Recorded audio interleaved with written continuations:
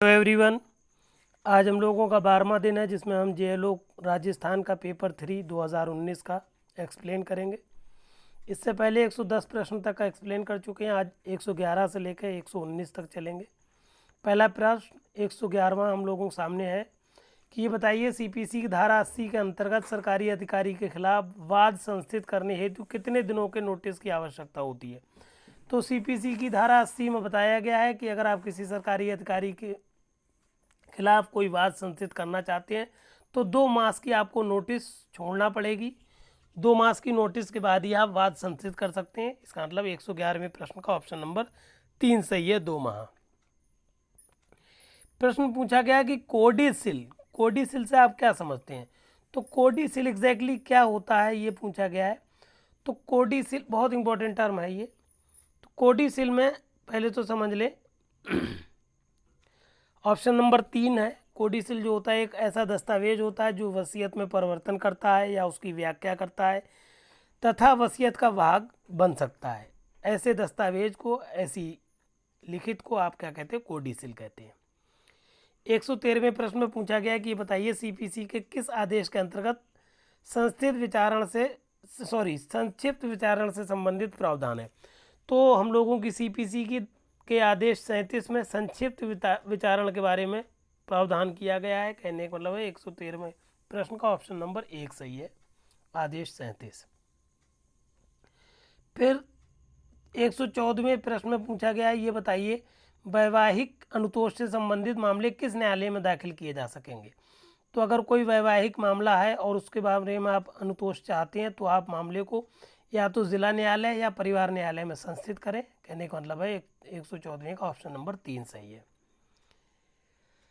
115वें प्रश्न में पूछा गया कि आदेश 18 के अंतर्गत कौन साक्ष्य पहले प्रस्तुत करने के लिए अधिकृत है। तो आदेश 18 सीपीसी का कहता है कि वादी को ये अधिकार है कि वो पहले साक्ष्य प्रस्तुत करे, इसलिए 115वें का ऑप्शन नंबर 1 सही है।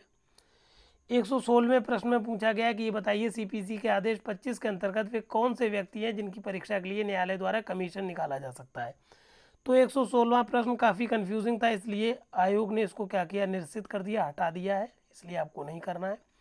117वें प्रश्न में पूछा गया ये बताइए सीपीसी की धारा 148 का के 5वें खंड में बताया गया है कि कैविएट जो है वो कितने दिनों के बाद अस्तित्व में नहीं रहेगा।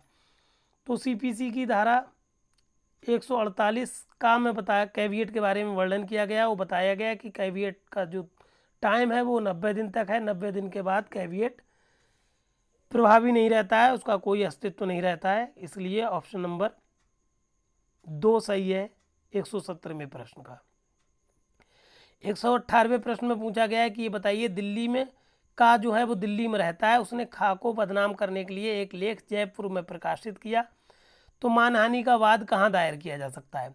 तो हम ये एग्जैक्टली प्रश्न हम लोगों की सीपीसी की धारा 19 के अंतर्गत आता है और धारा 19 सीपीसी में बताया गया है कि वाद आप ऐसी जगह दायर कर सकते हैं जहाँ पर वाद हेतु पैदा हुआ हो या फिर जहाँ प्रतिवादी रहता हो। ये डिपेंड करता है वादी के विवेक पर, इसलिए इसका उत्तर दिल्ली या जयपुर में कहीं भी, ये ऑप्शन नंबर 3 सही होगा। 118वें प्रश्न का वादी पर डिपेंड करेगा, वो चाहे तो दिल्ली में वाद संस्थित कर सकता है और चाहे तो जयपुर में कर सकता है, इसलिए ऑप्शन नंबर 3 सही है 118वें प्रश्न का। आखिरी प्रश्न हम लोगों का आज का है 119वां प्रश्न। इसमें पूछा गया कि बताइए किन परिस्थितियों में न्यायालय निर्धन व्यक्ति के रूप में वाद लाने का अनुज्ञा वापस ले सकता है। बहुत इंपॉर्टेंट प्रश्न है, पहले तो उत्तर समझ लें इसका। ऑप्शन नंबर 4 सही होगा इसका। क्यों सही होगा कि ऑप्शन क्या है, कहने का मतलब है अगर कोई व्यक्ति था जिसने निर्धन व्यक्ति के रूप में अपने अनुमति मांगी थी कि हम निर्धन है, हमें वाद प्रस्तुत किया जाए, और न्यायालय को लग जाए 3 चीज़ें लग सकती हैं जिन पर वो वाद को निर्धन व्यक्ति के रूप में अनुज्ञात नहीं कर सकता। पहली बात है यदि वो वाद के दौरान अनुचित आचरण का दोषी है। दूसरी बात, यदि ये प्रतीत होता है कि वादी के साधन ऐसे हैं कि निर्धन व्यक्ति के रूप में वाद चालू नहीं रहना चाहिए।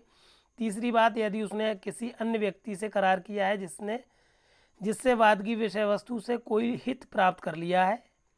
इसलिए ये तीनों ही बातें सही हैं, इसलिए 119वें प्रश्न का ऑप्शन नंबर 4 सही है। कहने का मतलब है कोई व्यक्ति निर्धन नहीं रह जाएगा अगर उसने कोई और साधन से धन प्राप्त कर लिया है या कोई अनुचित साधन किया है या कोई ऐसा प्रतीत होता है कि अब वो निर्धन नहीं है, तो न्यायालय क्या करेगा, उसको निर्धन के रूप में वाद को चालू रहने के लिए अनुज्ञा नहीं देगा और उस अनुज्ञा को वापस ले लेगा। अब इसलिए सारे प्रश्न कंप्लीट हो गए और जैसा कि हम बता चुके हैं, लास्ट में हम ये PDF आपको देते हैं। प्रश्नों को उत्तर के फॉर्म में फ्रेम कर दिया है, सारे प्रश्न इस तरह से लगे हुए हैं उत्तर की फॉर्म में। आप इनको याद कर लें, as it is handwritten notes हैं, इसलिए कोई गलती नहीं है इसमें। इस तरह से आपका रिवीजन भी हो जाएगा और पूरा सिलेबस हम आपको JLO का राजस्थान का दे चुके हैं। इसलिए हमारे चैनल को सब्सक्राइब करके मैटर को ऑब्टेन कर लें और सारे साथियों को ये मैटर शेयर कर दें और चैनल को प्लीज़ सब्सक्राइब ज़रूर करें। धन्यवाद।